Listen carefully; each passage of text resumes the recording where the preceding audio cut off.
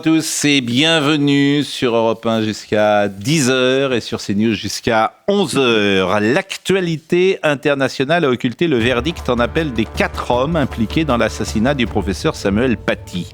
Si la fatwa numérique a été reconnue et Abdelkarim Sefrioui condamné à 15 ans de réclusion criminelle comme en première instance, on peut s'interroger sur les peines de 2 complices de Abdullah Anzorov, le tueur de Samuel Paty. Les 2 hommes, Azim Ebsirkanov et Naïm Boudaoud, ont été condamnés lundi à 7 et 6 ans de prison, alors qu'ils avaient écopé d'une peine de 16 ans de réclusion criminelle en décembre 2024. Ils ont passé les dernières heures avec Anzorov. Ils ont acheté avec lui un couteau qu'on a trouvé sur le corps du terroriste et un pistolet à billes Airsoft dont une balle fut retrouvée dans le menton de Samuel Paty. Naïm Boudaoud a conduit Anzorov jusqu'au collège le jour du drame, mais le tribunal a considéré que l'un et l'autre n'étaient pas au courant de l'assassinat que projetait Anzorov.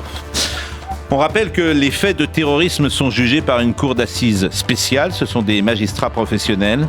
Permettez-moi de penser que si un jury populaire s'était prononcé, les peines eurent été plus lourdes. Comment ne pas voir dans ce verdict un jugement idéologique ? Comment ne pas penser à Samuel Paty ? Comment ne pas penser à sa famille ? J'écoutais hier sa mère, Bernadette, effondrée après ce verdict qu'elle ne comprenait pas. Comment ne pas penser à ces mots ? Nous serons intraitables avec les terroristes. Nous ne lâcherons rien. Hélas, foutaise que ces injonctions.